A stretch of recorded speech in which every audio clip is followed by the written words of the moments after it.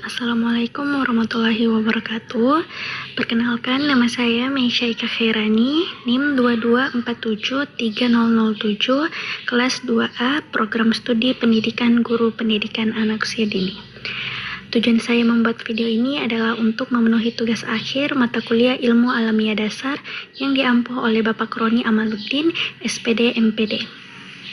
Pada kesempatan kali ini, saya akan menjelaskan materi tentang bioteknologi. Langsung saja, yang pertama, pengertian bioteknologi. Bioteknologi adalah cabang ilmu yang mempelajari pemanfaatan makhluk hidup seperti mikroorganisme, tumbuhan, dan hewan, serta bagian-bagian dari makhluk hidup seperti enzim dan DNA untuk menghasilkan produk dan jasa yang berguna bagi kehidupan manusia. Bioteknologi menggabungkan berbagai disiplin ilmu seperti biologi, kimia, fisika, dan teknologi untuk menciptakan solusi dalam bidang pangan, kesehatan, lingkungan, dan industri. Yang kedua, sejarah dan perkembangan bioteknologi. Bioteknologi sebenarnya telah digunakan sejak zaman kuno. Contohnya adalah proses fermentasi untuk membuat roti, keju, dan minuman beralkohol. Namun, bioteknologi modern mulai berkembang sejak ditemukannya struktur DNA oleh James Weston dan Francis Crick pada tahun 1953, serta ditemukannya teknik rekayasa genetika dan kultur jaringan pada abad ke-20. Perkembangan pesat dalam bidang genetika dan teknologi molekuler menjadikan bioteknologi sebagai salah satu ilmu yang berperan besar dalam kemajuan zaman.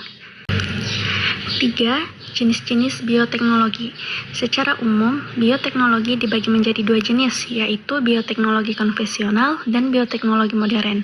Bioteknologi konvensional adalah penggunaan mikroorganisme dalam proses sederhana seperti fermentasi untuk menghasilkan makanan dan minuman. Contoh produk bioteknologi konvensional adalah tape, tempe, yogurt, dan kecap. Sementara itu, bioteknologi modern melibatkan rekayasa genetika seperti manipulasi DNA, kultur jaringan, dan cloning. Contoh produk bioteknologi modern meliputi vaksin rekombinan, tanaman transgenik, dan terapi gen untuk pengobatan penyakit genetik. Yang keempat, manfaat bioteknologi dan berbagai bidang. Bioteknologi memberikan manfaat besar di berbagai bidang kehidupan. Dalam bidang pertanian, bioteknologi digunakan untuk menghasilkan tanaman unggul yang tahan lama, tahan kering, atau memiliki kandungan gizi yang tinggi seperti padi emas atau golden rice. Dalam bidang kesehatan, bioteknologi memungkinkan produksi obat-obatan seperti insulin, rekombinan, vaksin, dan antibiotik. Di bidang lingkungan, bioteknologi digunakan untuk mengelola limbah dengan mikroorganisme, menghasilkan energi terbarukan, dan membersihkan pencemaran melalui bioremediasi. Dalam bidang industri, bioteknologi digunakan dalam produksi enzim, plastik, biodegradable, dan bahan kimia ramah lingkungan. Yang kelima, dampak bioteknologi. Meskipun bioteknologi memberikan banyak manfaat, penerapannya juga menimbulkan banyak yang perlu diperhatikan. Dampak positifnya meliputi peningkatan hasil pertanian, penyembuhan penyakit genetik, serta pelestarian lingkungan.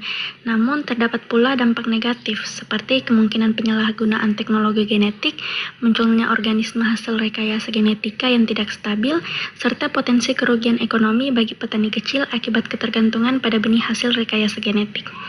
Yang keenam, tantangan dan etika bioteknologi. Salah satu tantangan utama dalam pengembangan bioteknologi adalah persoalan etika, terutama yang berkaitan dengan rekayasa genetika pada manusia dan hewan.